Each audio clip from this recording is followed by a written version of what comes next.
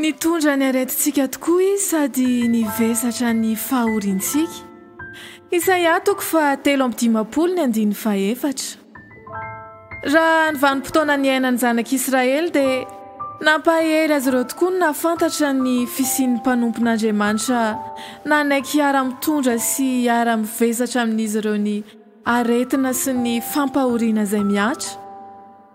Tena zava-dehibe ho antsika ihany koa ankehitriny ny voalazan'ny soratra masina satria i Jesosy Kristy tompontsika no efa nitondra ny aretintsika sady nivesatra ny fahorintsika na ny fanaintainantsika.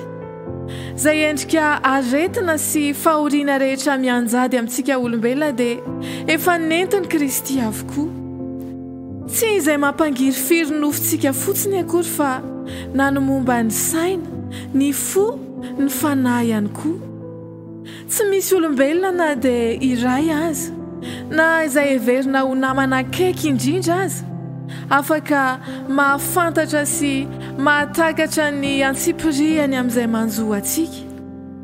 Izy tompo kosa nefa mahalala tanteraka ny fanaintainantsika satria ny aina izany. Koa aza-donoina fa tsy irery isika ary tsy mamela antsika ho irery Andriamanitra ho anoloan'ny zava-mampahory samihafa satria mpamonjy mora azo indrindra amin'ny fahoriana izy. Araka ny voalazan'ny Salamo 1:2.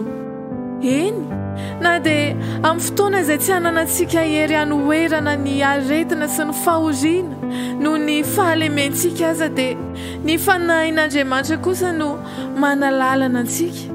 Ny fanahy masina mihitsy no mivavaka ho antsika amin'ny tsento tsy hay-ambara amin'ny teny. Araka ny voalazan'ny Romanina 9:20 Tompo, ianao no aro sy hery ho anay ka misaotra anao zahay. Amen.